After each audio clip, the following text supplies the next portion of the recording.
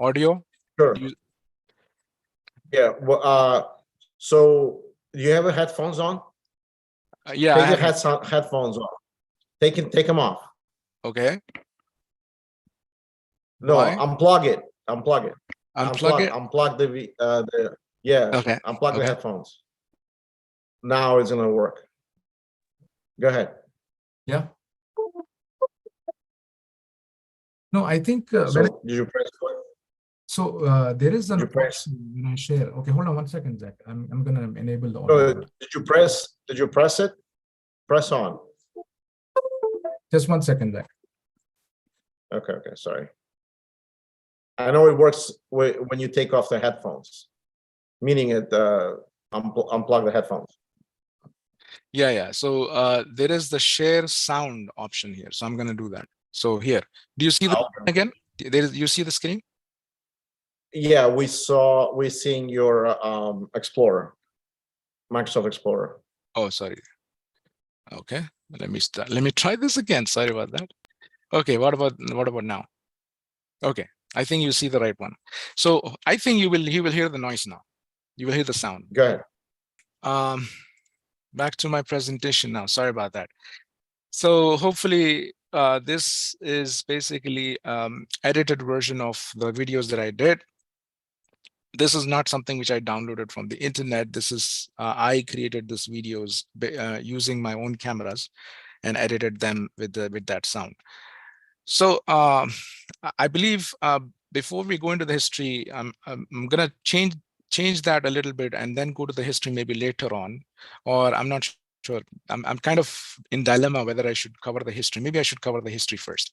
So going to the next slide here.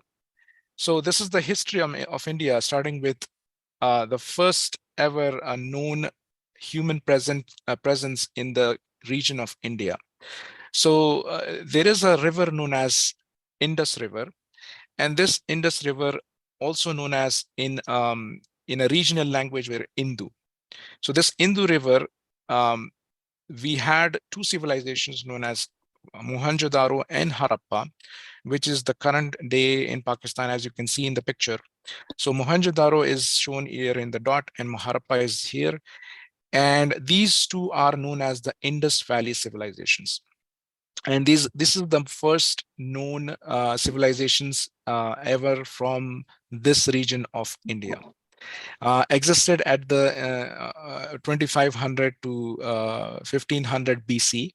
And after the Indus Valley civilization, we had several rajas and maharajas, the kings and empires and dynasties ruling India in various eras.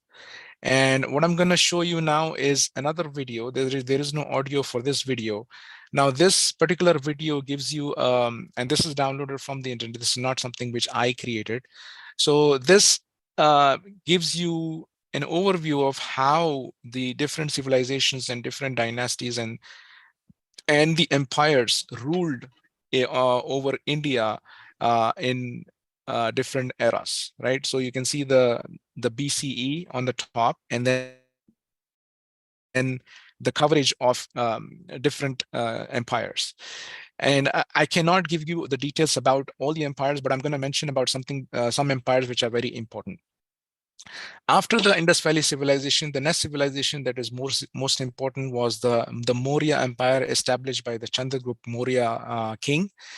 And this dynasty mostly influenced by the Aryan culture, who were actually the Vedantists, who actually presented the Vedas to the Hindus. Basically, all the Hindu religion is based on Vedas. So Hinduism has two divisions in their scriptures. One is Smriti and one is Shruti. Smriti has all the Vedas, and Shruti has all the books which are stories in the form of Ramayana and Mahabharata. And Vedas, you have Rig Veda, Yajur Veda, Atharva Veda, and so on and so forth. So these Vedas are divine revelations according to Hinduism from God, and they are actually give guidance in terms of how to live a lifestyle on this earth. a moral lifestyle on this earth. Basically, the Aryans divided the culture into four categories. The upper category, which has the most knowledge, are known as the Brahmins, and the second category, which is the Shudras, are the one who are the warriors, and Vaishyas are the one who are businessmen, and there is a lower caste also, the fourth category, which are the untouchables. So these are the four categories that they divided the whole society into, and the India used to follow this to quite some extent until the 18th and 19th century to some extent. So then after the Gupta Empire, we have the Maurya Empire, we have the Gupta Empire, and then we have the Rajput empires also, from the Rajasthan area. Then came the Muslim influence in the 11th, 1000 century CE, where Muhammad Ghazni actually was the first one who came from the Middle East into India, and then with him comes Delhi Sultanate empires also. So a lot of kings and from Delhi Sultanate, and ultimately in 1500 Mughal Empire came through, and I'm going to go over the timelines of each empire that I'm going to be talking about. So after the Mughal Empire, the British took over because big British came to India in search of spices and tea, and they kind of came with their army, and also they brought in a lot of education to the country also, because with that influence of the army and the education, they were able to change India to some extent in terms of education, as well as they converted some of the people to Christianity. So the Mughal Empire defeated by the Marathas later on, and then after the Marathas, the British obviously took over the whole of India. In 1857, the whole of India united together against the British Empire, and the independence struggle, the freedom independence struggle, was done for the next 75 years, I would say.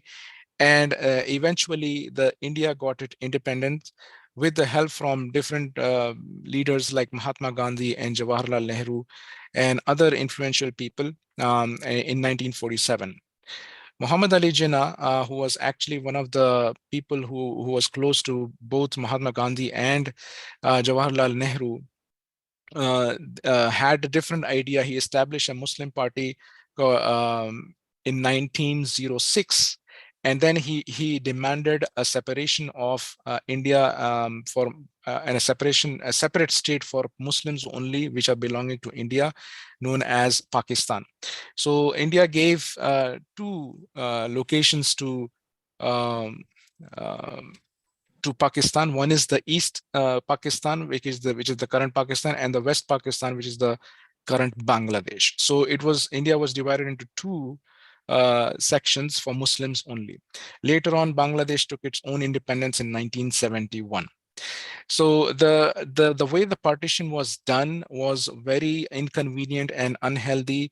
The relationship between India and Pakistan actually spoiled, and the issue of Kashmir also comes into this situation, where a portion of India is held unrecognized by either of the party, because there is a portion of Kashmir which is disputed, where Pakistan claims to be owning that place, and also India claims to be owning that place.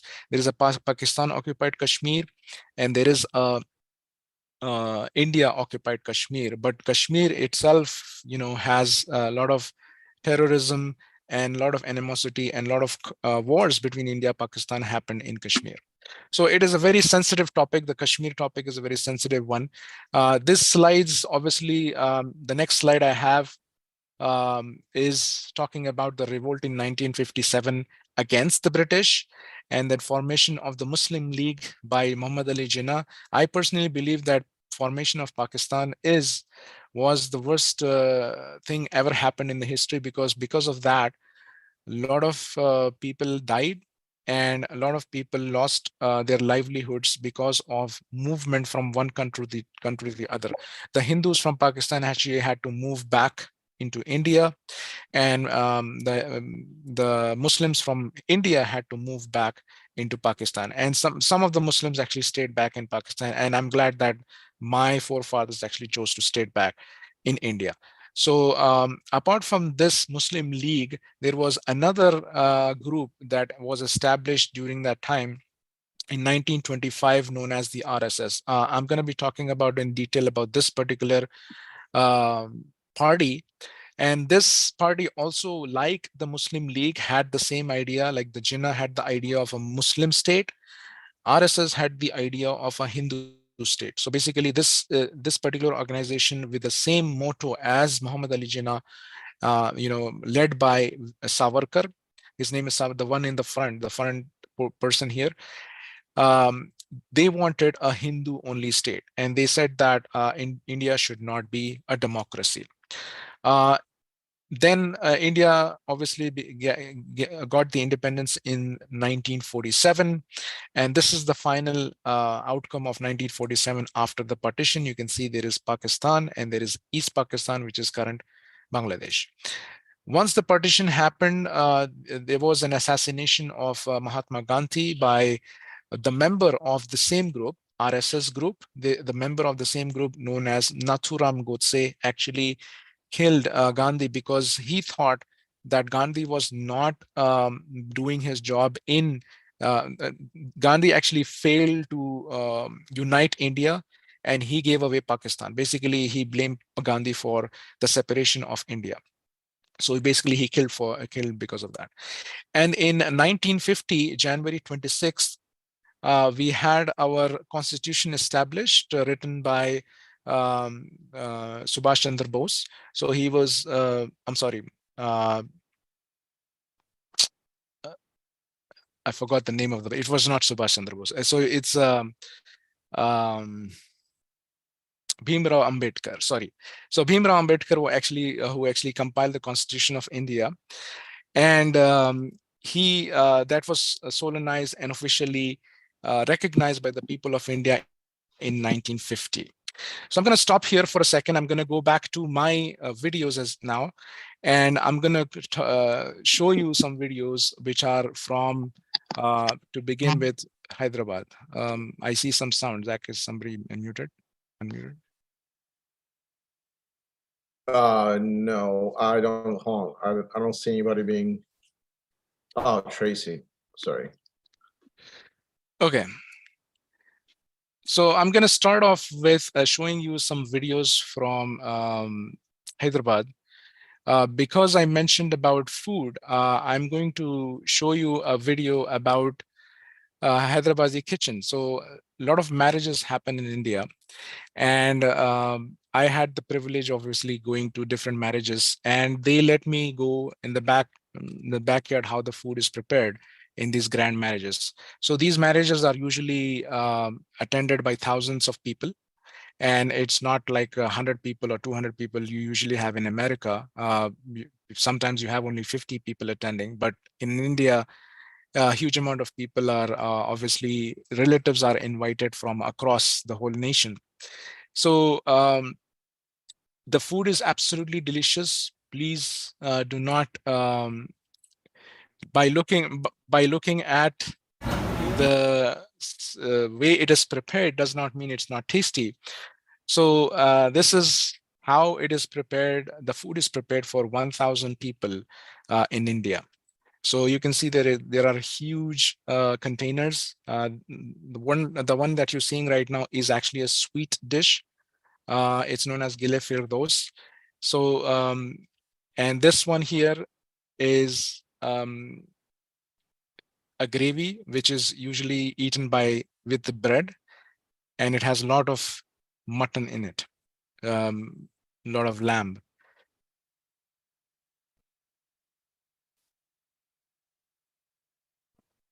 The next one is a chicken dish. You can see the massiveness of this particular container where you actually have 1,000 people for eating for this one. Nice little presentation also with the plate so that it looks enticing for the people to eat and take it.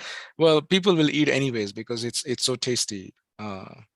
And everything is done with bare hands. Nobody wears any gloves or anything. So you can see how the workers are actually preparing the food. It's kind of unhygienic, but that's how people in India actually eat. And we don't have any issues also because, this is tandoori chicken. Anybody in the in the Zoom call right now knows how Indian food tastes. What you eat here in America is nothing close to what we get in India. The taste is absolutely delicious in India because of the freshness of the milk, the freshness of the meat. We usually eat frozen foods in America, but in India you have all fresh food. The lamb is always fresh cut in the morning and then prepared in the evening. This is a fish, different kinds of fish variety. You will see prawns as well, along with the fish. So I'm going to skip a little bit and go to another dish here, which is the lamb chops. Um, by the way, these are all cleaned before they are prepared. Okay, please don't. They wash everything and then they prepare it. The floor might look dirty because we use coal for cooking. It's not prepared on the gas. It's all coal, or you can say wood. This is biryani. You have two kinds of biryani here. One is the white one and one is the yellow one. And this is actually the dish of Hyderabad. This is one of the heritages of Hyderabad, where this particular dish is recognized worldwide. This whole preparation of food is in a Mughlai style of preparation. The Mughals basically invented all this different kinds of dishes which is used in the marriages and continue to do that in generations till now. Bread is prepared also directly during the function itself because people want to eat warm and fresh. We don't have everything is taken to the table from this oven right here.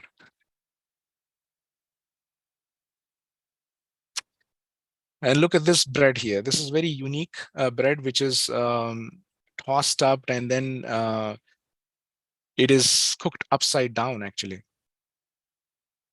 And the worker doesn't wear any gloves also. It's pretty funny.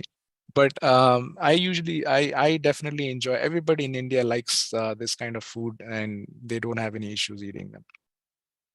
It's very tasty. So now you have seen the preparation of the food. I'm going to show you the outcome of this prepared food in another video now. So hopefully you can watch it. Hold on. So this video shows you the prepared outcome of what was cooking in the back end. So this is what you see. This is the groom's table, by the way. The groom obviously is sitting in the front. I'm going to show you another one. I would like to show you the wedding bride also, but I didn't get permission to show that from the bride, so I couldn't show you that. So this is the chicken, prepared, which was getting prepared in the back. The groom is in the front, sitting there, and he's kind of feeling like a king, getting all this attention. So, like I said, everything prepared in the back is fresh, and then it's right on the table after you prepare it. We don't put it on a stove with burners so that people can grab it. There are workers who actually get it for us. Okay. All right. So now I'm going to go ahead and show you some videos about a location called Charminar. So Charminar originally was, hold on one second.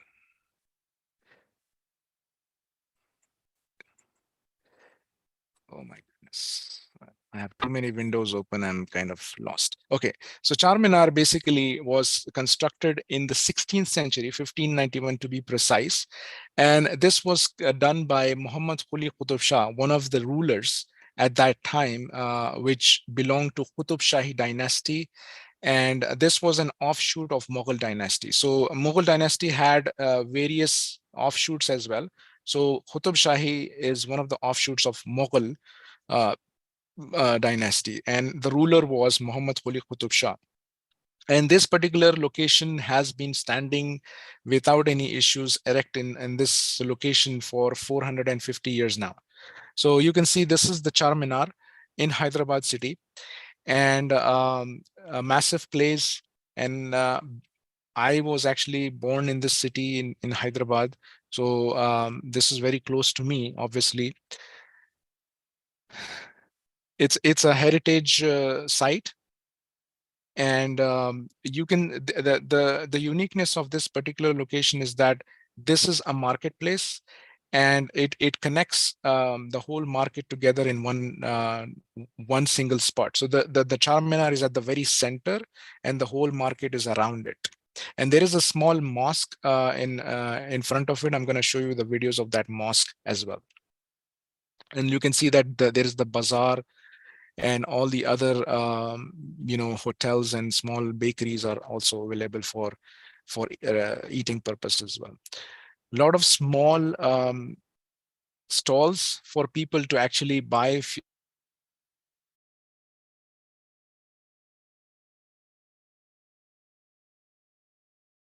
Nourul, you froze.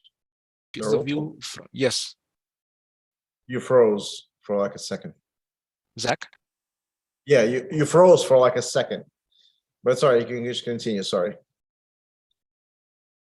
I'm sorry.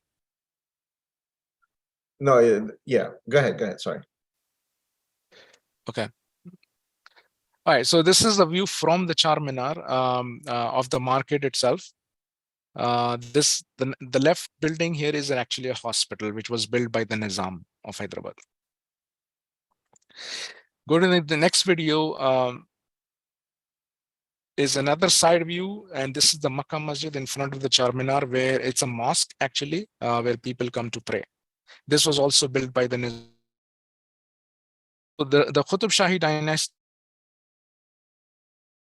around it.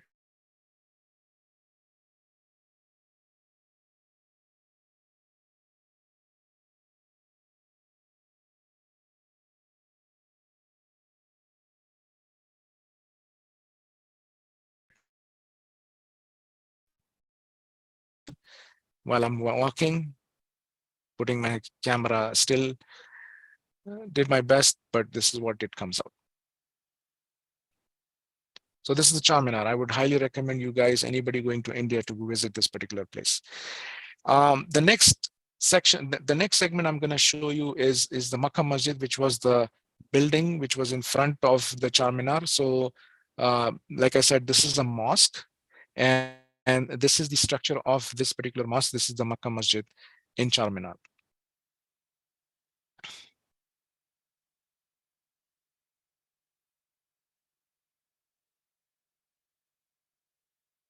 We have the 5 daily prayers happening in this particular location on a daily basis. Okay, now another video, the Chowmahalla Palace. I'm going to go to the next one, which is the Chowmahalla Palace. The Chowmahalla Palace, let me show you the one particular video of Chowmahalla Palace first. So the Chowmahalla Palace, this is the palace which was actually belonging to the Nizam. So this was built by the Asif Jahi dynasty, the one followed by the Qutub Shahi. The Qutub Shahi built the Charminar, but after the Qutub Shahi dynasty, we had the Asif Jahi dynasty, which is also affiliated to the Mughal dynasty.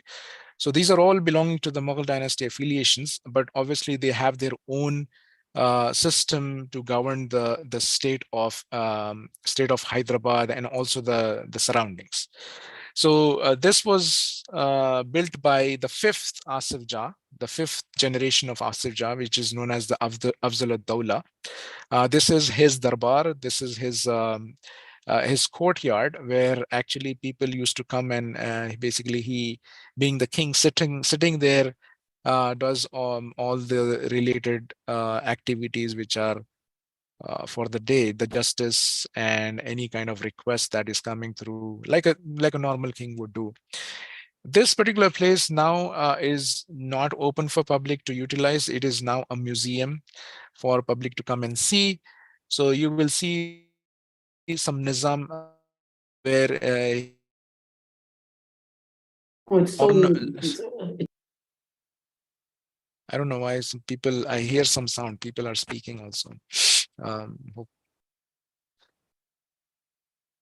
Okay, I'm going to skip a little bit. So this is basically showing you the history of the Asif Jah. Um, some of the tombs and the mosque designs that were created at that time. And the coins and the currency of that era. This is from 18th century. Obviously has a Turkish influence to this design. One of the facts about the Asif Jahi, family is that they actually married Turkish brides. They had the Asif Jahi 6 and 7 actually had Turkish wives with them. This is the outside of the palace.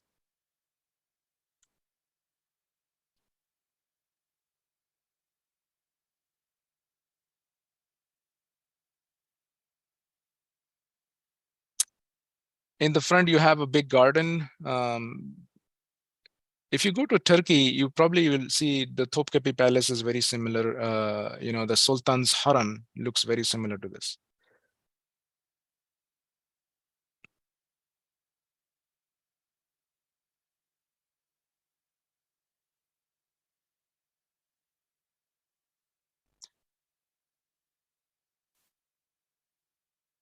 I'm going to skip a little bit. These are some of the ornaments in those days.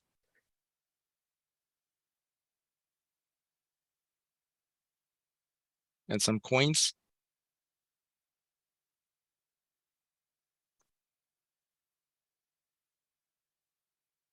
And royal seals. Anyways, I'm going to show you some artillery stuff as well. So let me go to the next video.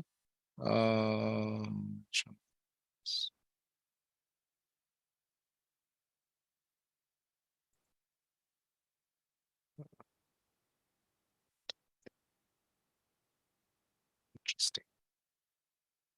Sorry, I think I might have not downloaded that one. Okay, sorry about that. It's on my hard drive actually, so I probably forgot to copy it. So I'm going to move on to the next location, which is the Falaknuma Palace. Obviously, this Falaknuma Palace also belongs to the Nizam of Hyderabad, but this was actually designed. Let me bring up the video first.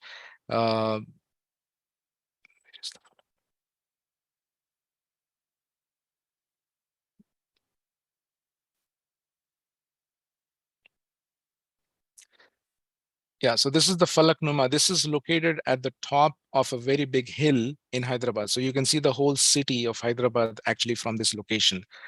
And it's a very beautiful place, 18th century architecture,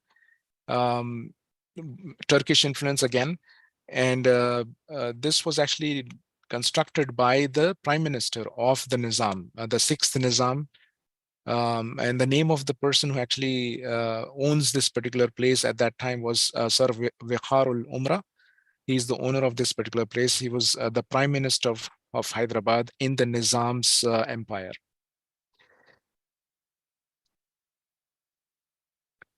And the sixth Nizam at that time was Asif Jah six. His name was Mehboob Ali Khan. Later on, because of the how beautiful this particular place was, Mehboob Ali Khan actually took over this place from his prime minister. And this particular location has a very big dining table, which can accommodate 100 people at one time. They did not allow me to take a picture of that particular location, but it does have a lot of room for 100 people. It's a very massive table, actually. Now, this Falaknuma Palace, this is a hotel now. So marriages happen here, and it's a hotel. I did eat here. I didn't like very much like the food, but I did like the location. It was very serene and beautiful. Just you will get a feeling of a king when you come here and stay here. You can also stay here if you want to. Usually the VIP people actually book this location for marriages. The film stars or any politicians, they probably book this location for marriages. So this is the inside of this palace. When you go here, they give you like a treatment like a king, and that's where we get this horse ride, chariot horse ride, where they allowed us to get on a horse and they take you to the actual palace inside. So it's quite a distance, like a kilometer of distance you have to walk to get to the palace. This is the entrance of the palace. To get to the palace, you have to get on this into this carriage, and then you go there. This is me making a video. Yeah, quite an experience.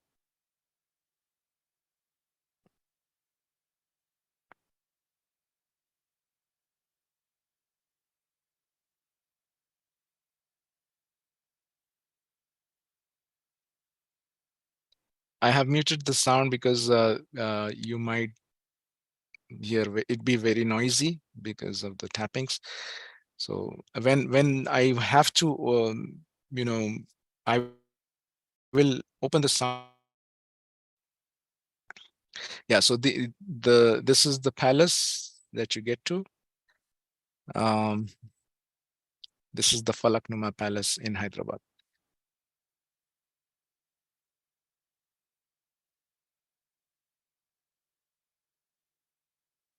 This is a modern structure. It's not an old structure at all. Um, uh, like I said, this was built in 18th century, which has Turkish influence as well. All right, we get down here and then we go and have our lunch.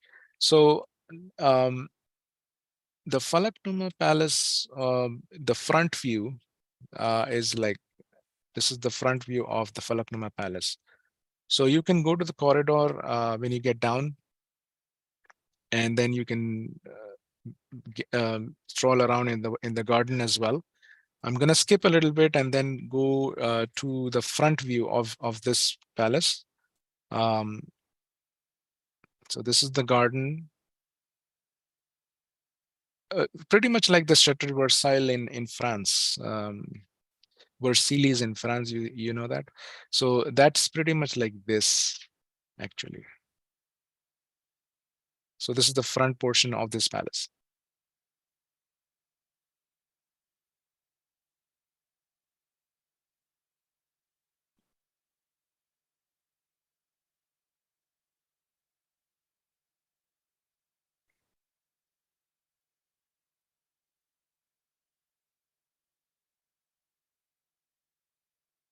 Okay, so I'm going to go to the next video now. So what do we have here? So we covered Falaknuma. So the third location that I will be talking about, okay, here is I was telling that there is Nizam's accessories, right? So this is the Nizam's accessories from the 18th century, where we had the swords and the guns used in the wars.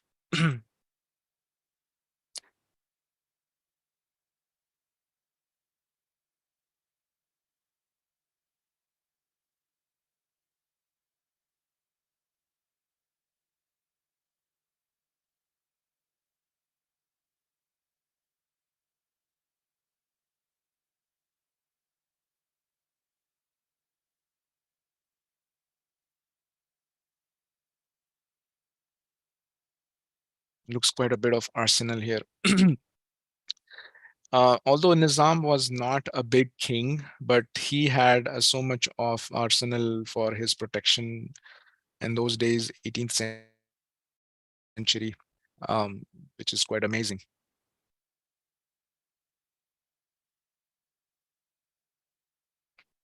I have not known of any attacks on him as of yet, but obviously they do have, every king used to have these kind of facilities for themselves in those days.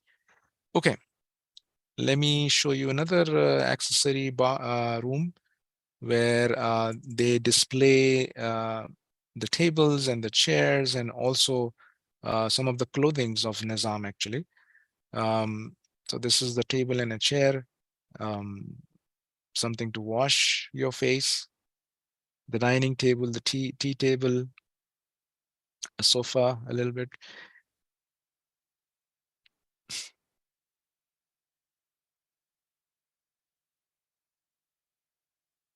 A cap and shoes for hunting probably. And here's the clothing of Nizam.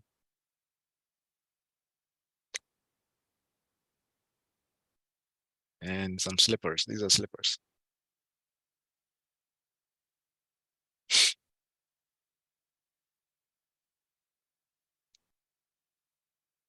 I mean, the clothing has darkened a little bit, but because of the age of the cloth. But when it would have been prepared, it would have been very bright and sparkly.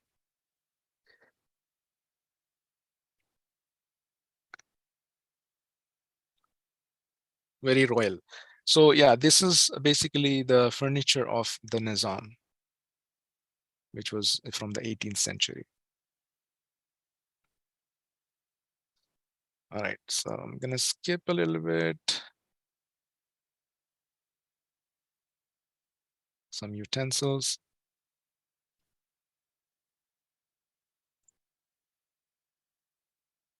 And some sandals. Oh, there's a baby shoe as well.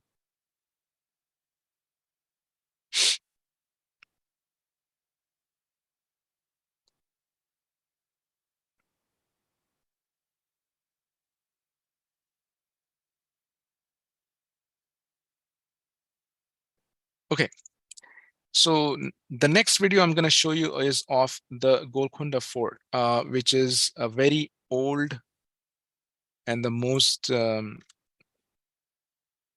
ruined kind of a place. So let me bring you the first video, and this is the timeline.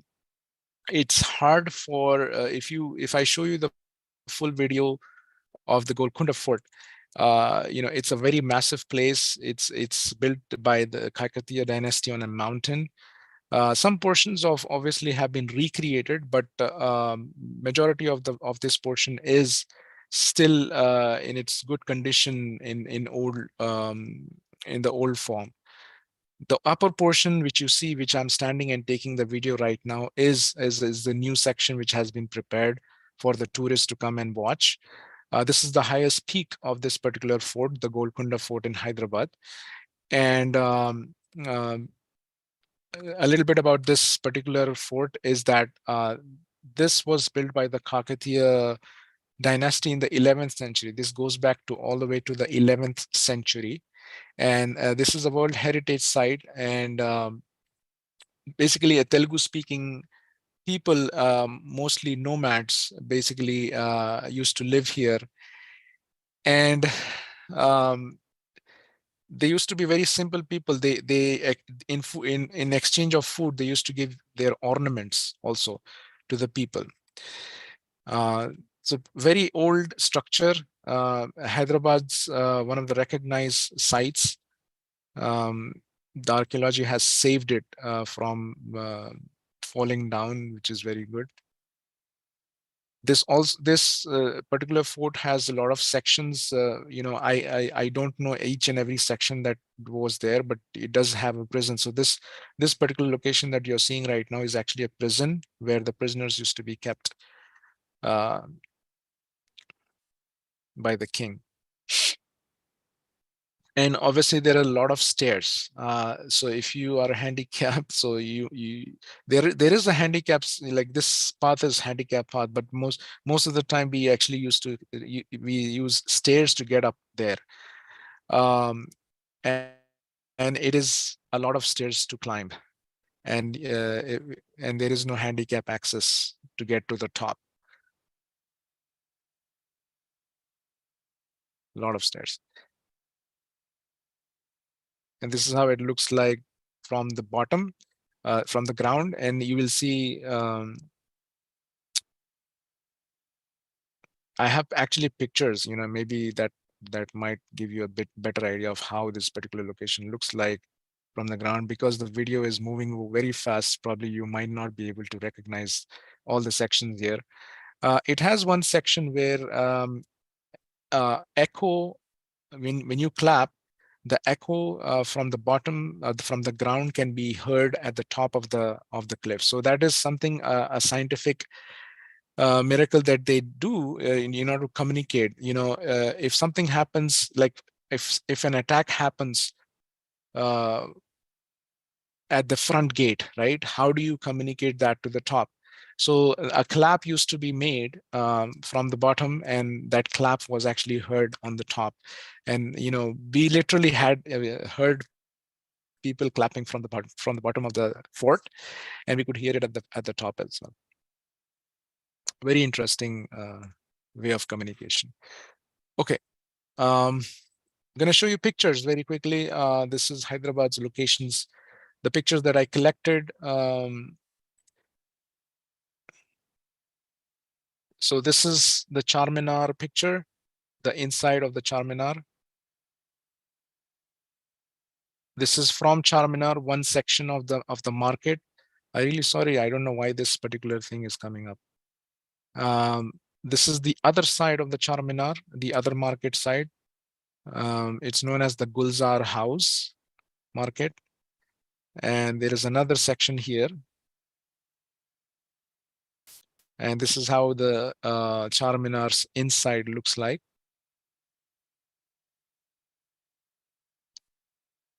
From the top, if you look at the floor, this is how it looks like from the top. The Makkah Masjid side view, which I showed you in a video as well. And this is another picture from the same side. This is the Chau Mahalla Palace, which you just saw the video, belonging to Asif Jah VI. And this is the Falak Numa Palace picture.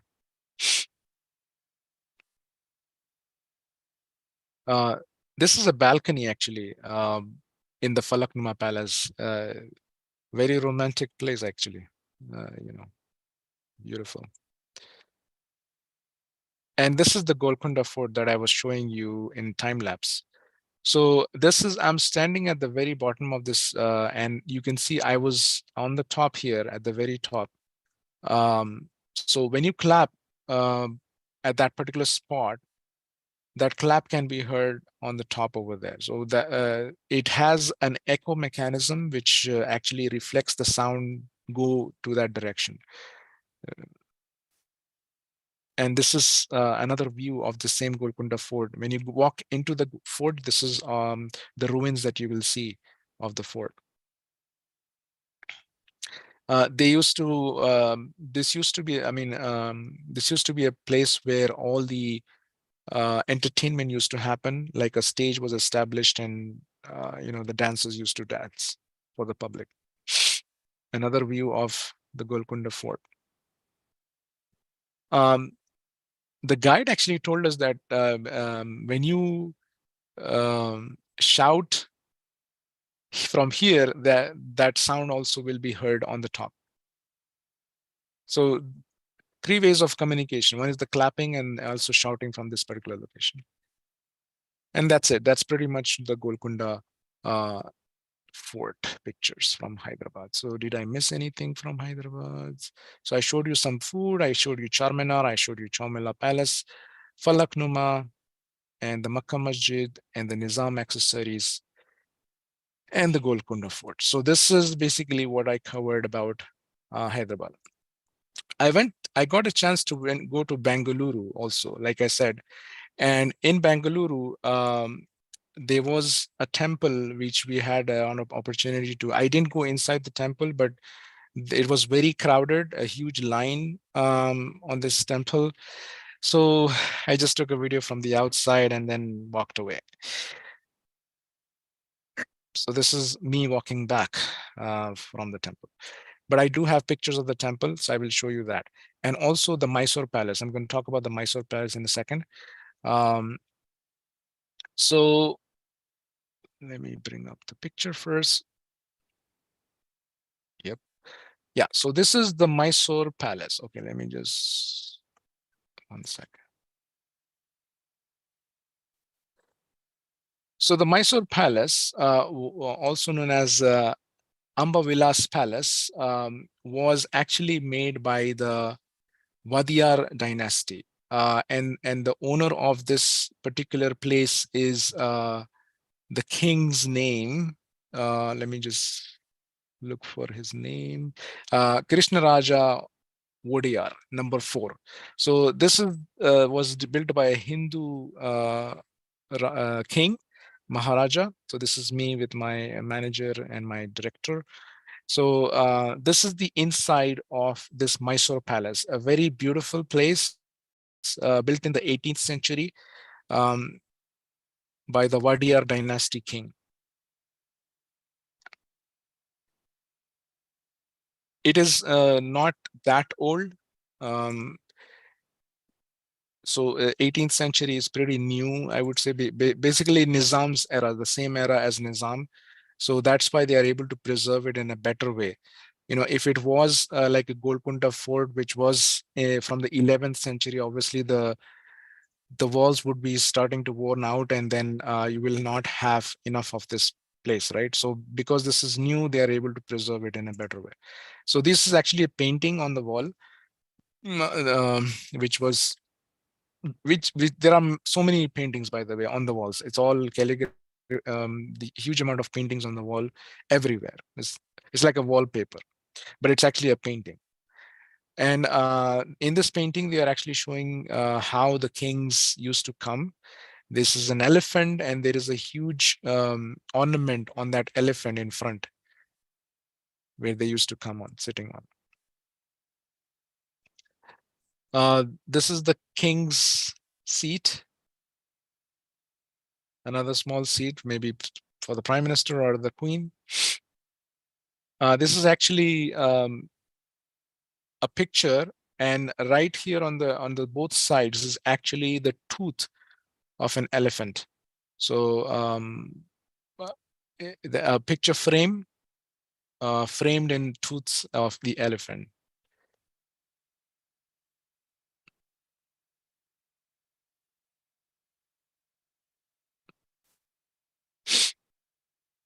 I don't know why this is coming up. This is the corridor section, the pathway. A lot of design, a lot of details in the design.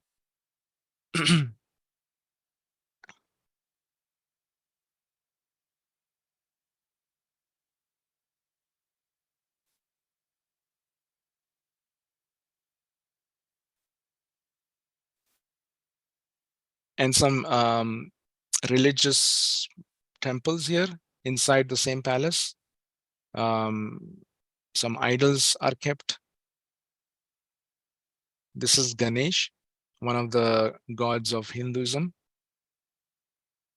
Another picture of Ganesh on a mirror, actually. And this is the hallway. It looks so beautiful, actually, with those colors, the blue color and the golden color. I don't know why this is coming up.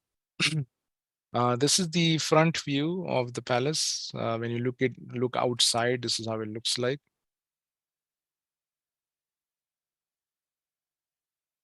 I'm sorry about that pop-up. I don't know why it's coming up every now and then.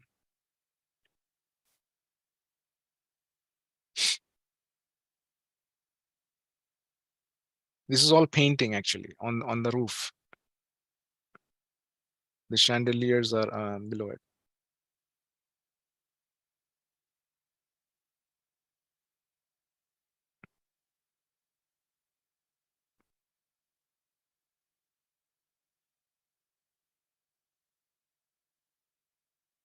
Pictures of gods on the walls. Another section, you can look how beautiful it is with all the chandeliers. This is the Mysore Palace in Bangalore. This was my favorite section where it was very bright. The sun coming through this glass. And this was all glass. So light was coming through and it looks beautiful. This was the ornament that was used to keep the put on the elephant's front, the nose of the elephant. So they still preserve those ornaments as well. I believe they'd still do that, I guess, on some occasions, but I'm not sure.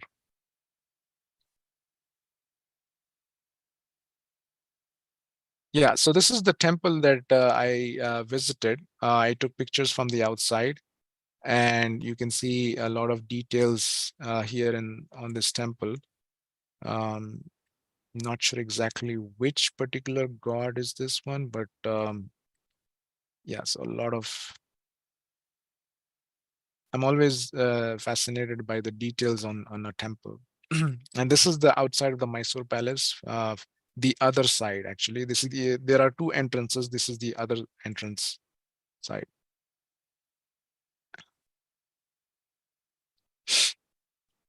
Oh, this picture.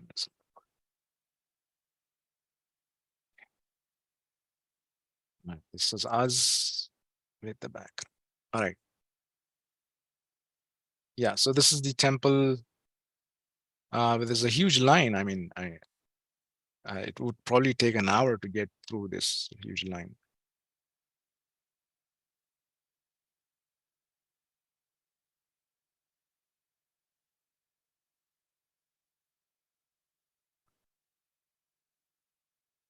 Yeah, unfortunately, I don't know exactly which particular god's temple is it. This is the view from the temple.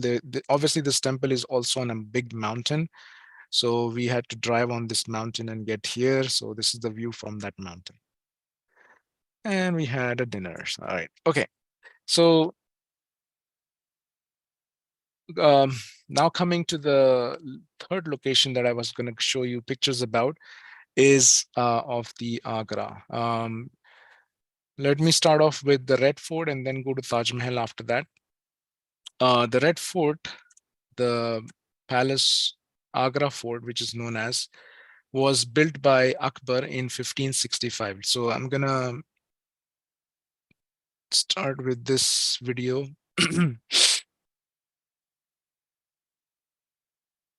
So this is the entrance of the Agra Fort, which is a few kilometers away from the Taj Mahal itself, right? It's not far away. Most of the people are not even aware that this particular location exists. But I was lucky enough to get here. So this was built by Akbar in the 15. Akbar is actually the third king of the Mughal Empire. Akbar is known to be a very secular king, and he actually gained a lot of love and respect from all the communities in India. The other kings of the Mughal Empire were not so popular. Shah Jahan may be the second one, which is the most popular one. But apart from Akbar and Shah Jahan, the rest of the kings, which is known as Humayun, third is Akbar, and then fourth one is Jahangir, and the fifth one is Shah Jahan, sixth one is Aurangzeb, and the last one is Bahadur Shah Zafar. So Aurangzeb, according to Indian history, they recognize him as a very ruthless Mughal emperor. But some section of the history also says that he was a very good ruler also. But I mean, there is a difference of opinion between each each community. But there are two different opinions about Aurangzeb. But every opinion about Akbar. So Akbar actually married one of the Rajput queens, Jodhabai. So, and she used to practice Hinduism and he used to practice Islam. So that's the reason he was known to be a secular king. But rest of the kings were actually very religious and very Islamic, apart from Akbar. So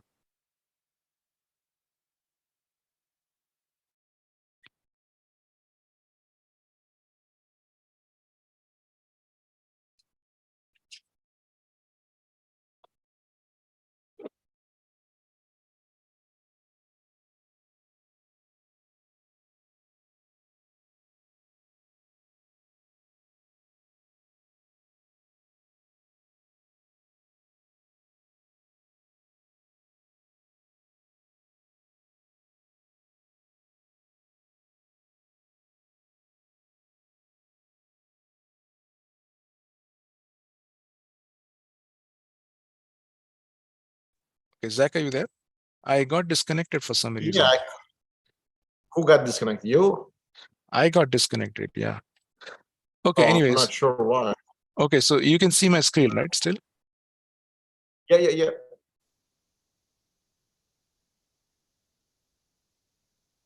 Hello. Yeah, we can see your screen. Excellent. Zach, are you able Thank to you. hear? Yeah, I can hear you. I can hear you. Your voice is breaking for some reason. Is there a connectivity issue or something? You guys are able to see my screen, right? I just want to make sure Yeah, because we can see your screen. We can see your screen. Yeah, we can see your screen.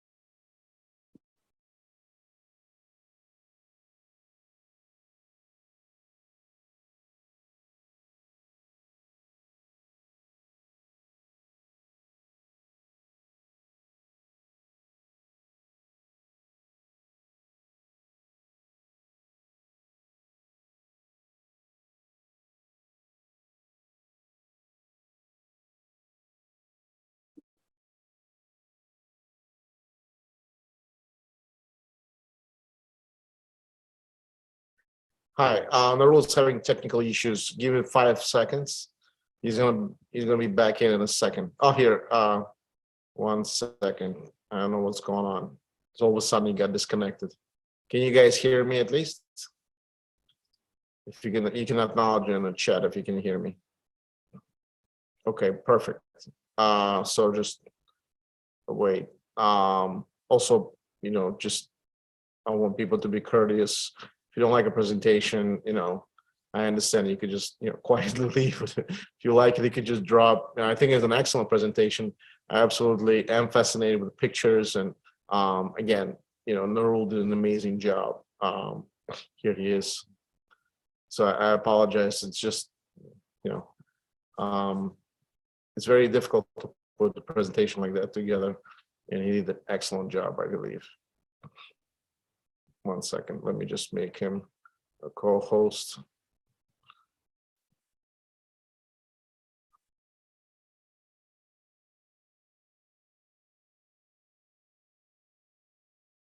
Nourul, can you hear me? Nourul?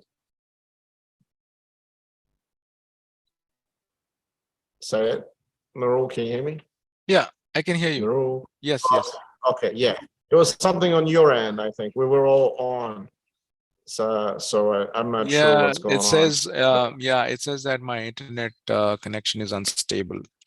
I am really apologize for this situation. I didn't expect this to happen actually. Not sure what, but you were able to see everything until now, right?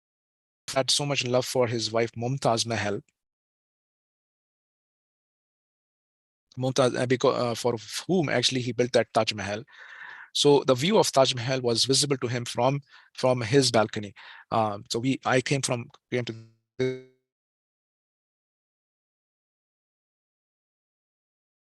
this section to see the Taj Mahal. So both of them are visible from this side, and the other sections, obviously, other women of the palace used to live. Um, Zach, you're still able to hear me? I think so. But Yeah, my excellent. I like the order. You know, okay. this reminds me of Alhambra a little bit. If you remember Al Andalusia, Mhm, which is a conquest of Muslim conquest or Umayyad conquest of Spain, and mhm. Alhambra looks so similar to it. Okay. I've never been there. I'm not sure about that one, but I will look it up for sure.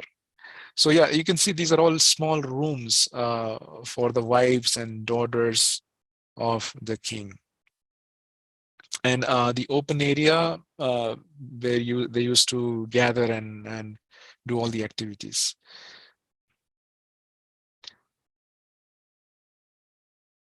So yeah, this is a place where once kings and queens used to sleep. So very interesting. And now it's open for everybody to visit and enjoy. Okay. Yeah, very big place. I'm glad they were able to preserve this. It still looks very beautiful. I don't think any of the section was rebuilt because it still looks fresh to me. It looks very much old-fashioned and fresh. Okay, let me go to the next one. Um,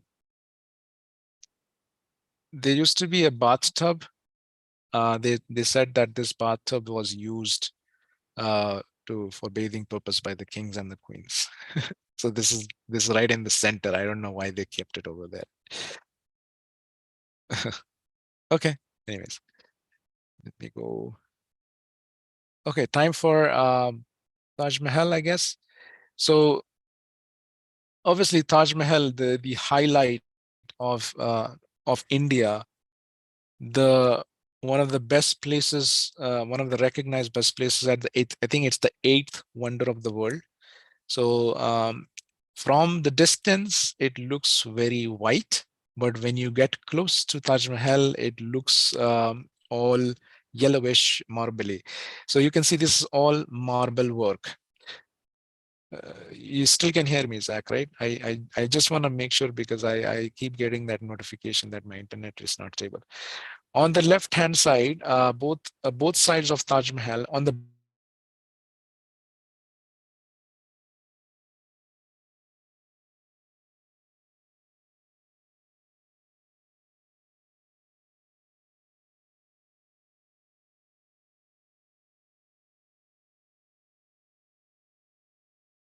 the reason for that.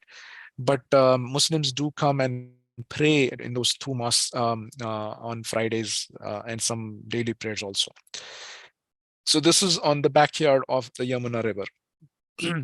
Now, it has two minarets on the four sides, and those minarets have a slight inclination. So there is a slight inclination, and the reason why the architects had designed it that way was because if in case an earthquake happens, it should not fall on the Taj Mahal itself. So it will fall around it. So it will not fall in the front direction. It will fall in the backward direction. So it will basically fall backward, and it will not destroy the actual Taj Mahal in case of an earthquake. So this is the second mosque on the other side of the Taj Mahal. You can see. Um, and the architecture, the design that you see here, I'm going to stop here for a second. And so this, I don't think I can zoom in here, but this section here is all verses from the Holy Quran engraved. The calligraphy is on this door, the massive door. And all these designs that you see are actually gems. Those are actually gems, and some of the gems were actually looted by the Britishers and in the olden days. But most of the gems are still intact, and it's a work of art to actually combine marble with those gems which are engraved there. And it's not a painting, this is actually gems.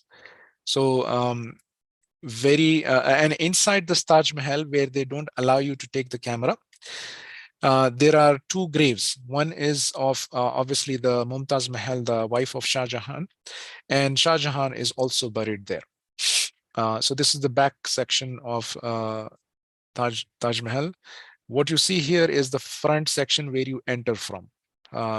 This is the front portion of Shah Jahan, the Taj Mahal built by Shah Jahan. The Shah Jahan actually was the fifth Mughal empire. Um, he built this monument in love of his wife, Mumtaz Mahal, and the design is Turkish design. If you can see the mosque, the blue mosque in Turkey, you will see the same kind of design over there. And I did ask this question, and the tourist, the tour guide actually confirmed that yes, this is a Turkish design. So the same architects were used here as well. There is a lot of illusion you can see in Taj Mahal. It looks very tiny when you go there, but when you go in the front, it looks very massive from the back. So the way it has been built is really amazing, and it looks like an illusion also at some time in some situations. Um, I do have pictures of Taj Mahal also, but before that I'm gonna do the time lapse video which I did. So this is the mosque on one side, and this is the Taj Mahal. So I'm just taking around in a time-lapse fashion around the Taj Mahal just to capture how it looks like in a time lapse. Um, some portions were getting constructed at that time. This is the other mosque on the other side, and this is the Taj Mahal in the time lapse. Looks beautiful, right? As you go closer, it looks smaller, but when you go further away, it looks bigger. That's an illusion for me. It's very interesting.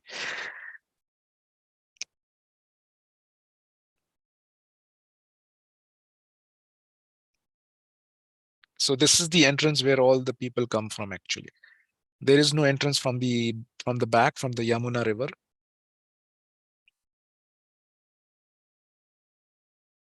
Right. So this is Taj Mahal that I'm going to show you. And then some pictures also. Um, this is the front entrance. I really apologize for this pop-up. I'm not sure how can I fix this. So this is the front entrance of the Taj Mahal, the front view of the Taj Mahal.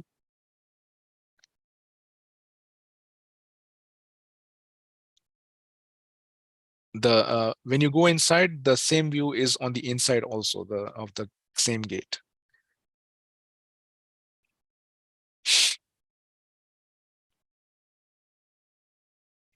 As you can see, there is a small tilt on these pillars.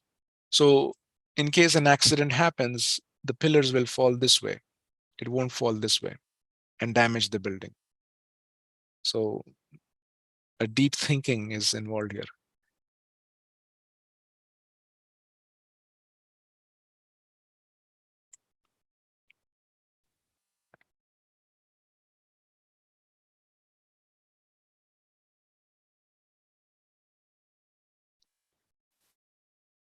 You can see here, I think this is where you can see there is a calligraphy of the verses from the Holy Quran has been engraved here.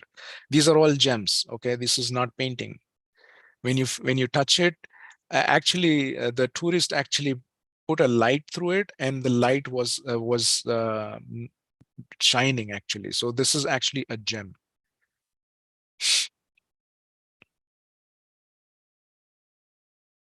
Here as well. Okay, next. And this is the mosque. On both sides, you have the similar design for the mosque. symmetrical.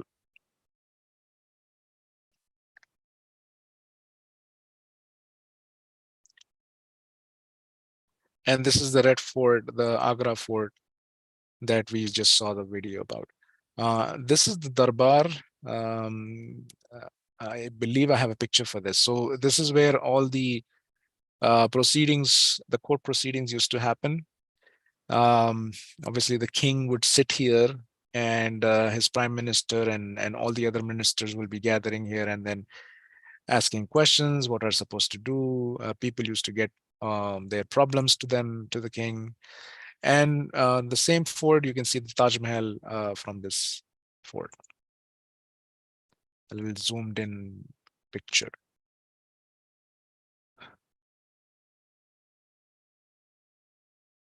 A fountain in the middle of the fort.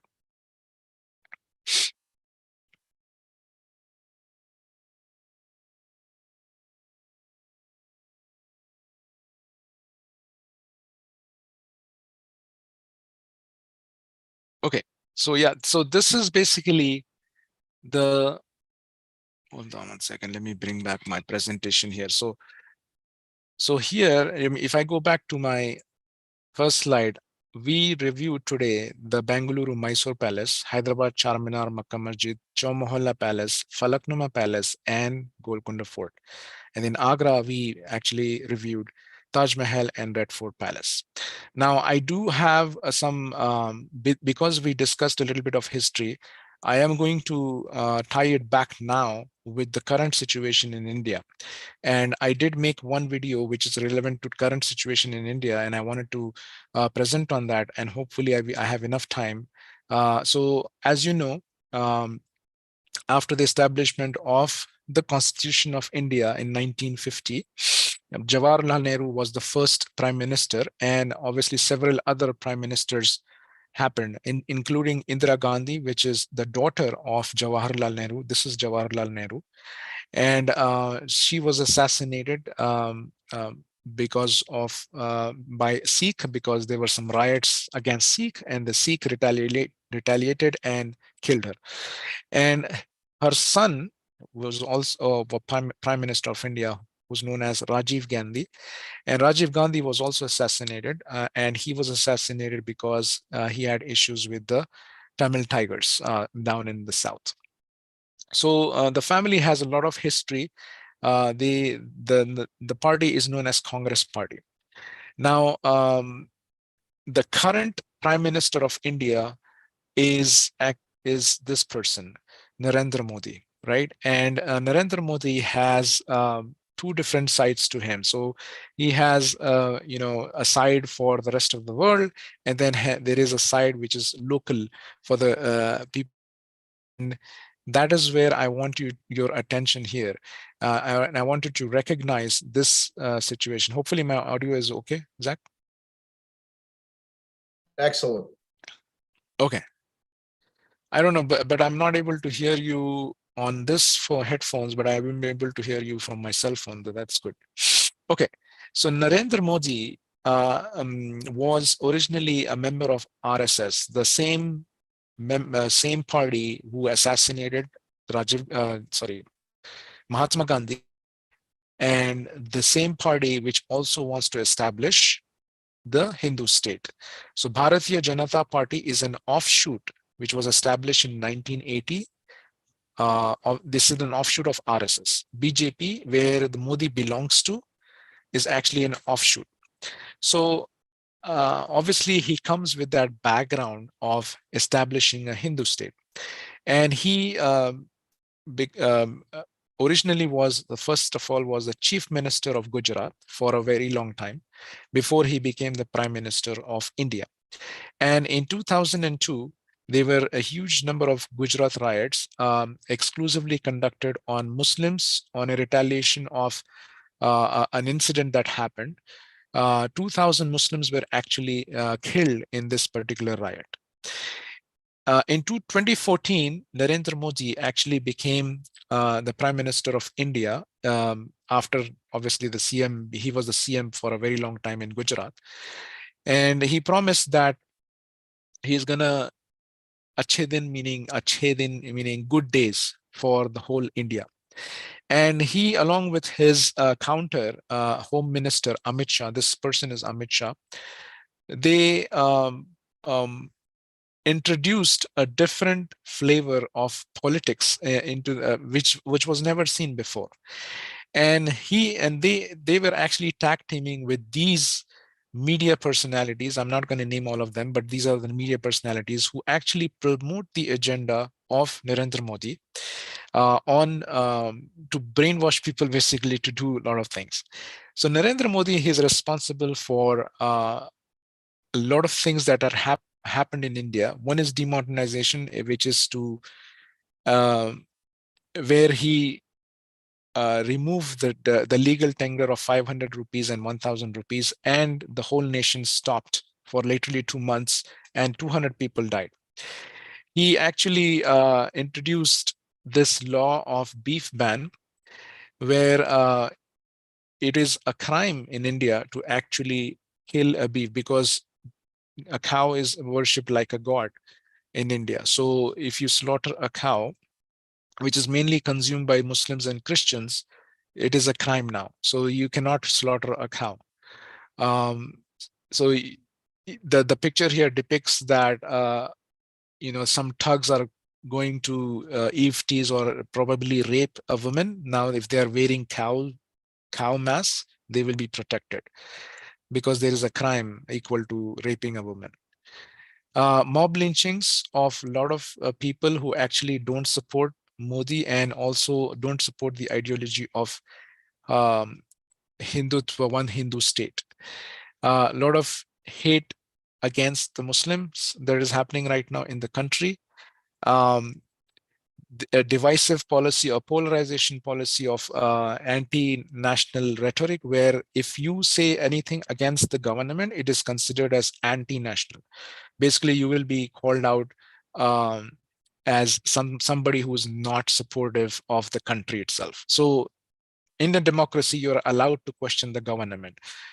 But in India now, if you question the government, you are actually an anti-national person. There was a mosque known as the Babri Masjid, which is originally built by Babur, the first Mughal. So this is the original structure of the Babri Masjid. And this particular Babri Masjid in 1992 was demolished by the RSS folks. And Narendra Modi continued that agenda, and now he completely demolished that mosque which was originally built by Babur, and now he's making a Hindu temple on top of it. Um, there were a lot of attacks on the Indian army because of Narendra Modi's agendas. He has a cabinet. So now here, the Jammu and Kashmir issue comes into play here. Like I said, the Jammu and Kashmir is divided into two sections. One is the Pakistan occupied Kashmir, and there is the Indian occupied Kashmir. And there is a questionable part also where nobody occupies anything. So in historically, Jammu and Kashmir was ruled by a Hindu king, and the population of that particular state was Muslims majority. So the king was asked whether he should join India or he should join Pakistan at the time of partition. So he was undecided at that point whether he wants to go in either way. And Pakistan, some opportunistic people took this opportunity to actually hijack some portions. So Pakistan took over some portion of the Kashmir and still claim to be Pakistan's Kashmir, and India obviously retaliated by and taking some portion of the Kashmir.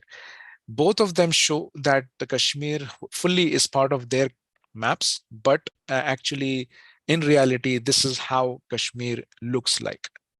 So Narendra Modi comes in and he actually removes a special citizenship status for the people of Kashmir, where they're allowed to come inside India, and he revokes all that, and he puts more scrutiny to the people of Kashmir if they are in India by that law. There is another act which he brings in, which is the Citizenship Amendment Act, where he is accepting everybody from the foreign countries, Hindus, Sikhs, Buddhists, Jains, Parsis, Christians from Afghanistan, Bangladesh, and Pakistan. And he excluded only the Muslims. Bill does not mention Muslims at all. So being a democratical country, why are Muslims excluded from this bill is a big question mark. And if you see the neighboring countries of India, Afghanistan, Pakistan, China, Nepal, Bhutan, Bangladesh, Sri Lanka. So from all these neighboring countries, if why are only Muslims not allowed here? So that has created a huge protest, and it is right now on hold, but eventually it will be implemented. But right now this is on hold. Um, I'm gonna go to the last slide here because I have a video to cover. So right now, what we are seeing in the Modi era from 2014 until 2023 right now, this is the stages of genocide that is mentioned. So you can see almost all of the stages of genocide are actually fulfilled, almost fulfilled by this particular government, and the world is not recognizing it. I'm going to go ahead and play this one final video before we take the question and answers Q&A. So this is a video about India under Modi. All right, so I prepared this video. I downloaded a lot of stuff from the internet, and then I compiled this into one.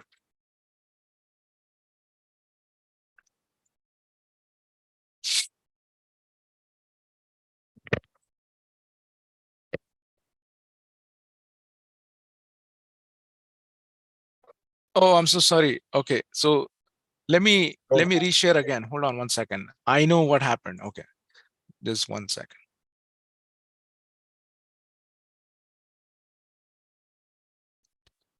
Okay, restart again.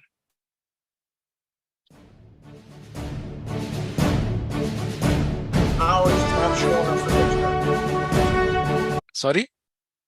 Now it's showing your Internet Explorer. It doesn't show us a picture. It's just your file cabinet. Yeah. Okay, hold on 1 second, one more time.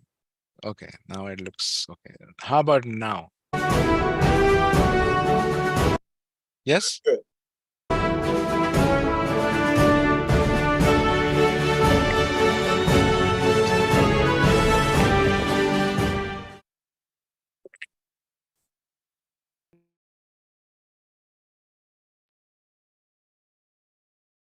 Nourul, it stopped.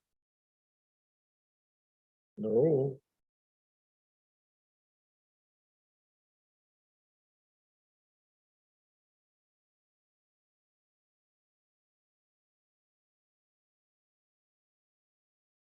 Nourul, you there? Hello?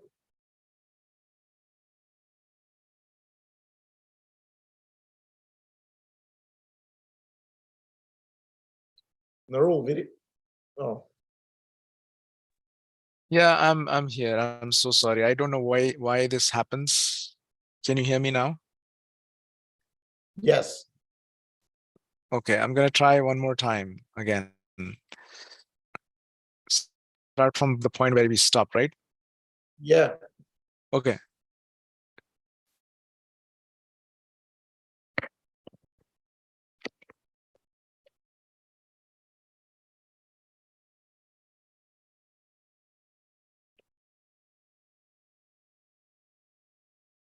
Act cannot be faulted for that. This was a माझ्या बगलेमाने त्याचा हात घेतला. माझा झटका दिला. 1 second लागतो इथून हात निघायला. झटका दिला तर नुसता कट्टा आवाज येतो आणि इथून हाडच बाहेर येतो. 1 release the shoulder, 2 yes 3 4 third ये तो क्या है at the age of 3 now she's 24 21 year she is attending this type of वर्ग. अभी 21 साल में मेरे ख्याल से 42 वर्ग हो गए होंगे. साल में 2 वर्ग पकड़ेंगे तो ऐसे हिसाब से वो she is totally matured, grown up and trend. Yes, one, cross block. Here, cross blocking. हा जो हात आहे. Two, twist the hand with the wrist lock. Would you kill for him? Would you? Yes. Any moment. Who? Whoever go against my religion. One. We will not go and try to kill anyone. But when they will try to attack us, we are also not going to run away or hide out. We are going to face them. In that, if it is needed, we have to kill. We won't see here and there. We are going to kill them. Because that is not hinsa. That is not hinsa. That is self-defense, what we are doing. And I am not a Gandhi supporter. I hate Gandhi. Frankly speaking, I hate Gandhi. I am thinking to trying to be the next Sadhvi Pragna Singh. You must have heard about her. The Malegaon blast. She is a saint. She is a Sadhvi. So you would do that? You would actually help build a bomb? If the condition comes, I'll do it. If the condition calls and says me that this is the need, I'll do it.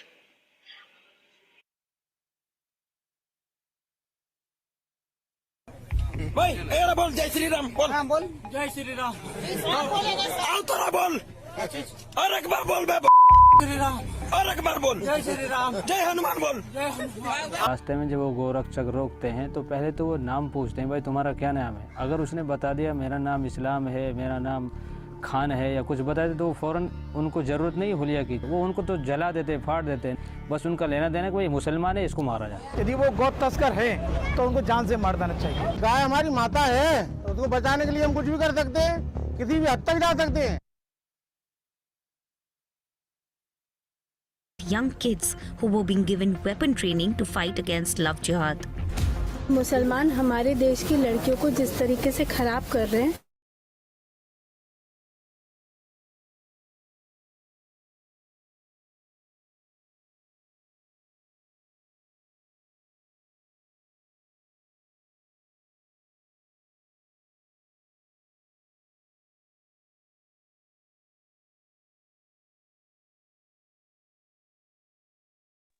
Yeah, it keeps happening. I don't know why, but hold on one second.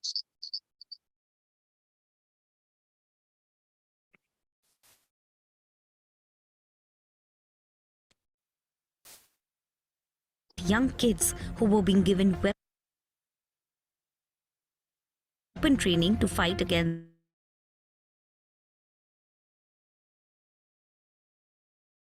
Nourul, is there a link? You want me to maybe do it myself? I can just print. I can play it here. Just drop the link in the messenger. I can probably play it here.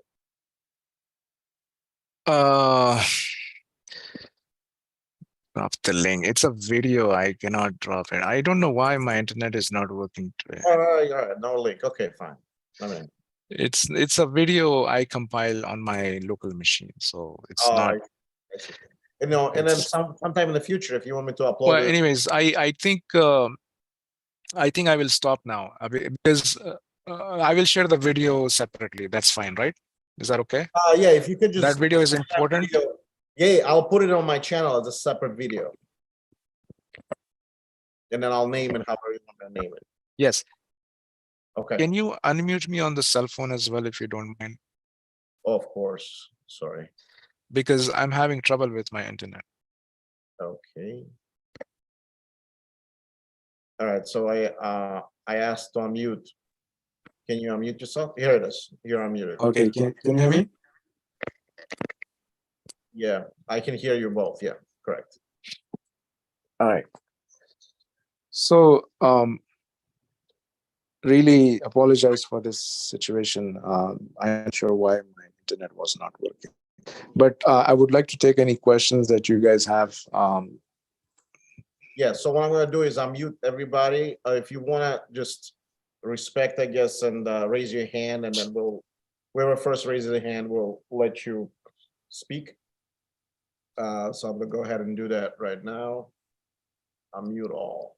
So I'm unmuting everybody, and you have to also, I asked to unmute you. You can also unmute yourself. So ask away. So somebody just raised. Oh, Nourul, you raised hand. All right. Yeah, keep me unmuted here. Sorry. Okay, sorry. No questions? I think my presentation was not good enough. I guess it was probably boring. So, I guess the question is, I have on current political state. Who would you think was the better president for integrating, society, or the society that would be more inclusive over the 80-year history of India, independent India? Yeah, so any politician obviously will not do justice 100%, obviously, right? I personally admire Jawaharlal Nehru for his contributions, for his sacrifices that he has done for the nation. But the BJP blames him for a lot of things which were done in the past. Well, he probably did whatever best suited for him, for the situation at that point. But in those days, when everybody was fighting for Indian independence, Muslims were there, Hindus were there, Christians, all of us united together, fought for the country against the British, and won the independence, right? And then immediately after that, Jawaharlal Nehru took over, and he was the prime minister for a very long duration, maybe 13 years, I believe, if I'm not wrong. So India, obviously, coming back from a situation where it has to recover, Jawaharlal Nehru, did whatever he could do at that point. And I would, if I want to admire somebody, that would be a best person, I would say. But obviously, he's not perfect, obviously. But that that inclusivity was there at that point, and that inclusivity, I don't see that right now, which is very unfortunate. I understand. We have a question from James. James, go ahead. Yeah, a quick one. Given that there's issues around the rights of Muslims at this point,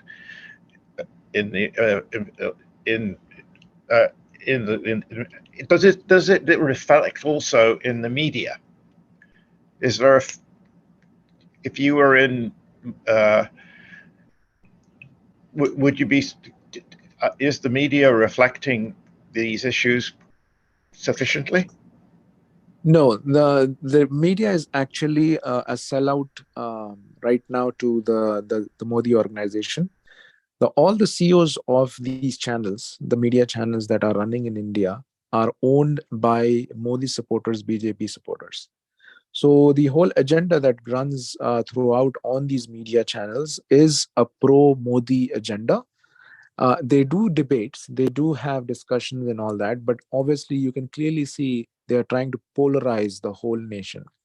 They talk about issues which are relevant to Hindu and Muslims, to build the animosity between them. And basically, because Muslims and Christians are outsiders, they came from another country, another region into India, and then they stayed there, right?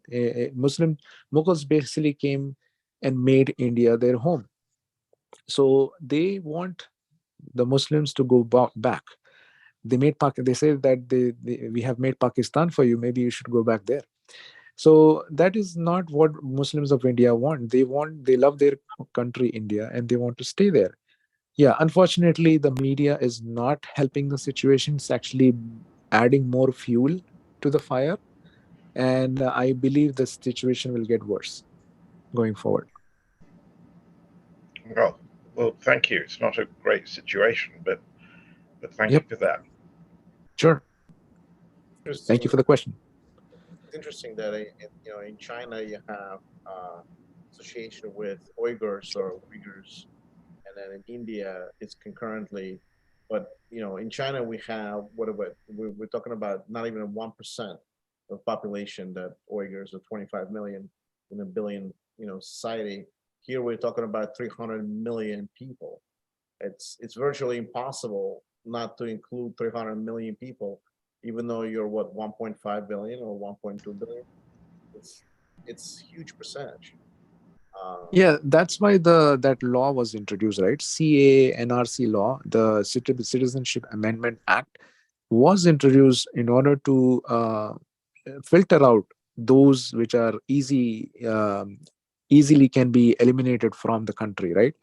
So the people who don't have documentation of their birth, people who don't have any kind of birth certificate or any kind of the certificate that you get for food stamps, those kind of things, they are utilizing as an evidence that these people are not from India and they are outsiders. Most of the people in India are not educated enough, except for the cities. Villages people are not so educated, so they don't document things. They started documenting recently, like in 80s or so. Before that there was no documentation at all. They didn't had that kind of education to document stuff. And then now Modi comes in and says that show us your document. And then if there is no document, sometimes documents are lost in floods and riots and everything. So if the people are not able to show their documentation, they will be deported. They will be put into this detention centers that Modi is building right now, and they will be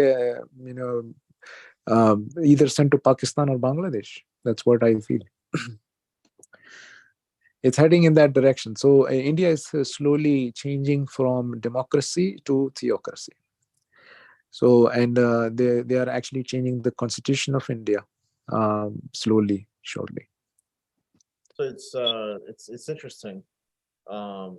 Modi didn't really have this all approach that with a bang. He's doing it very slowly, methodically, and yeah, I would give credit to him for that. The strategy was very, very deep. The media house capture was the biggest advantage, I would say. No doubt about that. That had influenced so many people and brainwashed a lot of people. Wow. Yeah. All right, so we are open for questions. Anybody on the panel have any questions? Raise your hand or you can just speak. Seems like it's open format at this point. While people are still wanting to ask questions, I want to apologize for my internet connection. I really wish that it wouldn't have happened today. Last time I did Hajj and Jerusalem, never had any issues at all. Not sure what exactly happened today, but I'm gonna check it after the session. So sorry about that. This was a Modi attack, so I'm joking. I'm pretty sure, yeah, that could be possible. It's interesting. It's almost like reminds me of the turn of a century, imperial Russia, where people wouldn't like some people and they would attack. Somebody just raised hand. Yeah, Susan. Go ahead, speak. Sorry. No, I just want to say, first of all, as far as the technical stuff that's been happening, believe me, I understand. I'm total at war with my computer a lot of the time. So no problems. Don't need to apologize for that. This increasing trend toward nationalism, religious specialism, and all the rest is very distressing. And it's not just happening in India. I mean, we're seeing it in the United States, we're seeing it in other places. And once we go down that path, it's extremely hard to turn it around and have people living in comedy again without this kind of tension. I mean, I don't know what we're going to do generally because it is increasing. We're getting this kind of tension. My father used to say that he was against religion because it caused more wars than anything else. He felt that organized religion, that religion on your own, your own beliefs, going there, that was fine. But when it got organized and when it got to the point of feeling that you were superior to some other group, or that you had the way and nobody else did, that led to disaster. And I'm seeing it happening. And I don't know what we can do about it. If you have any suggestions, I'd love to hear them. Well, yeah, I agree with you, Susan. But see, we have been living in. I have been born and raised in India, and being a Muslim, I never felt any this kind of discrimination. All my 22 years I was there before I Sure. moved here. So we have been coordinating with each other, even though we had our differences in religion for 75 years until Modi arrived.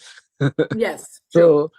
So it was working. I mean, whatever we Yeah, did, it was working. it did. Now it It is did. not working. It is, so it's just that people have to realize what the agenda is. They need to understand. But unfortunately, that's not happening, and it's getting in worse. Actually, it's going in the wrong direction all the way. Yes. And I don't Yeah. think the situation is going to get better.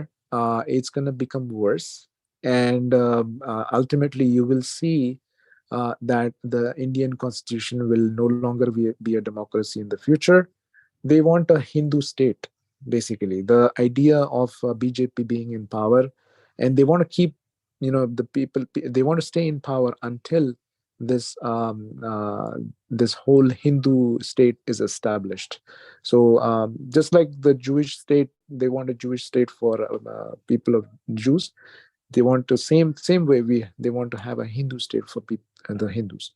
And anybody who questions it is basically will be giving a new tag like anti-Semitism. I personally don't consider myself anti-Semitic, but there will be a new word engraved now, that anti-Hindu, something like that. So that's the direction that they are heading, and they are utilizing the same strategy.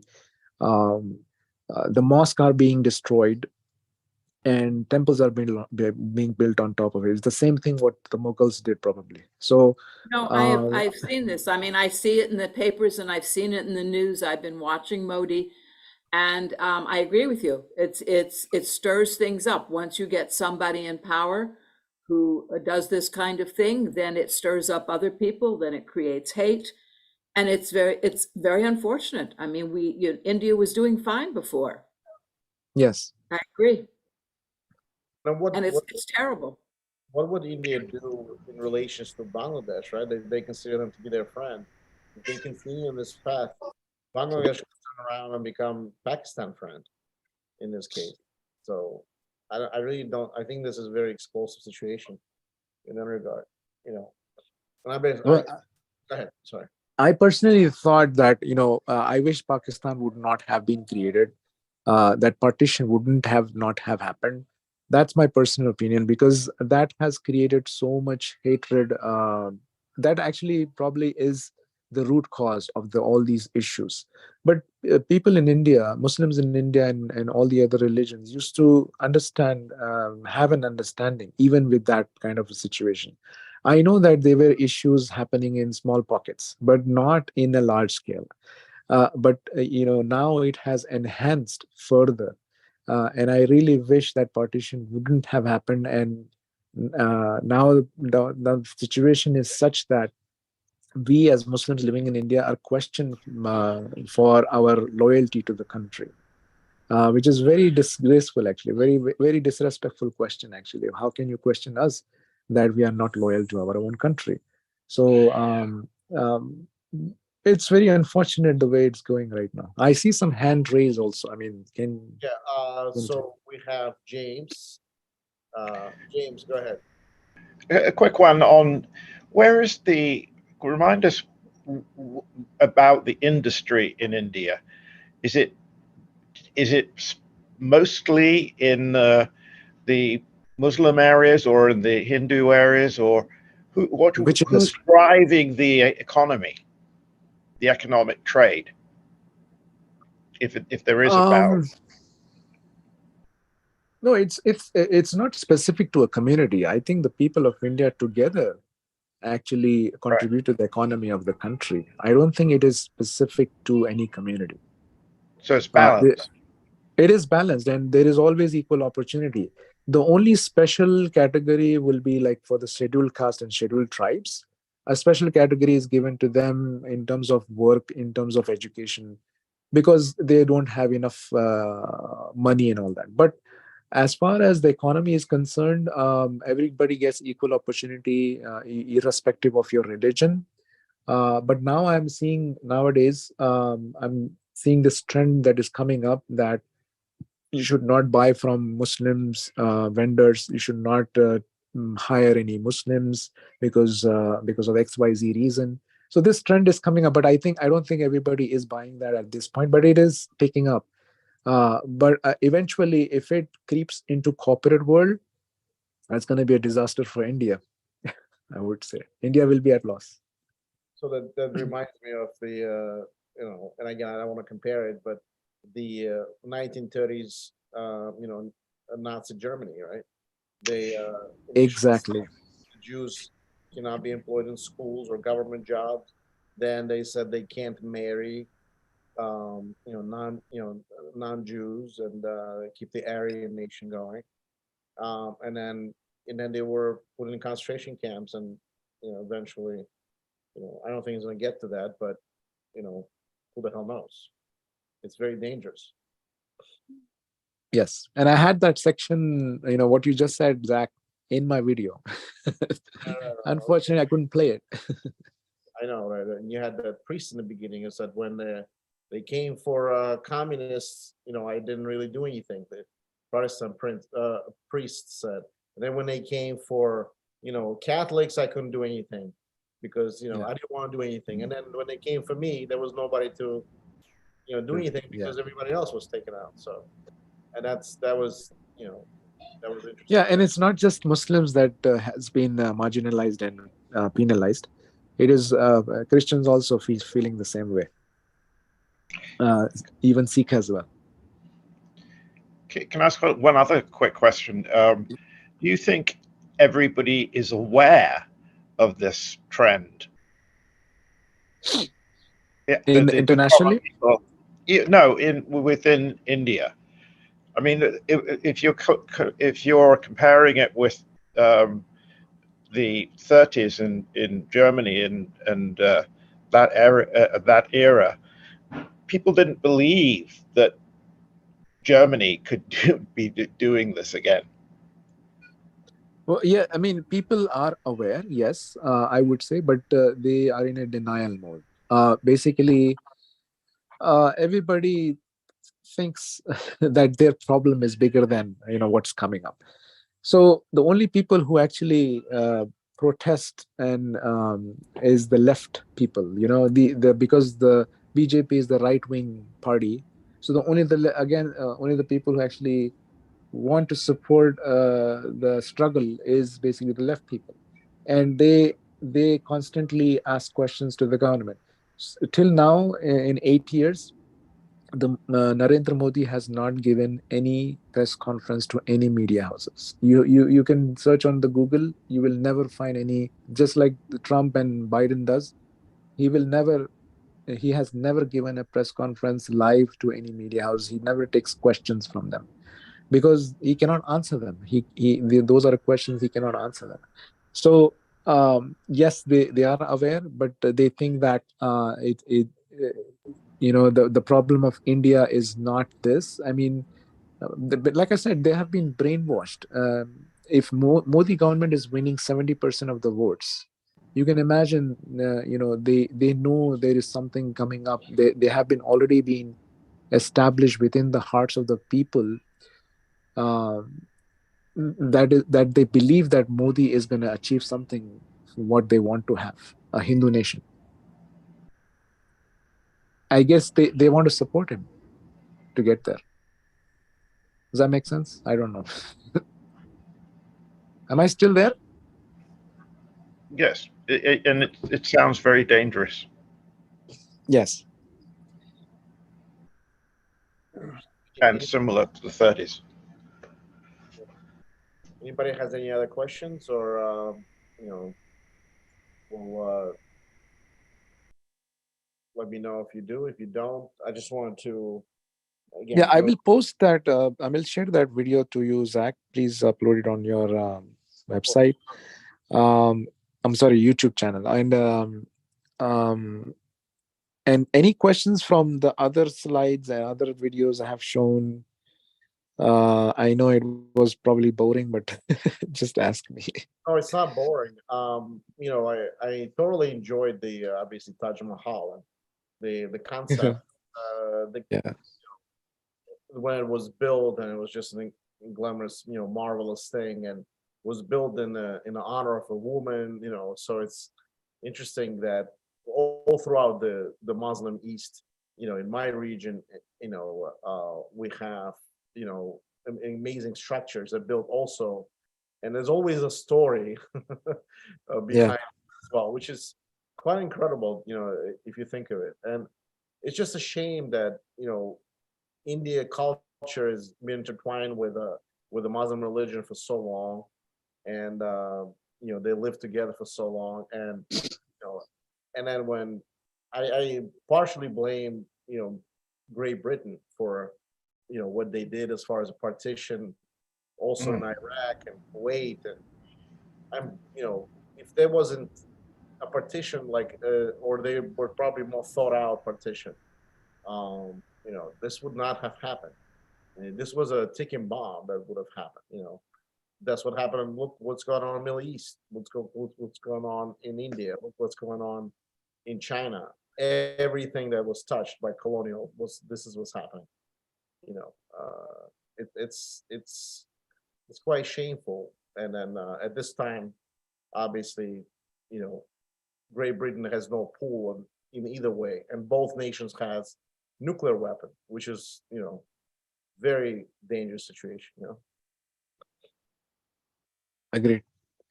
Yep. So yeah. Please send me the video. I'll post it on YouTube channel. Again, the YouTube channel History of Fitness Investing. And again, thank you so much, Nourul, taking time.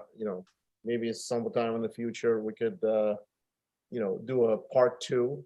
It'd be awesome. Particularly, you said that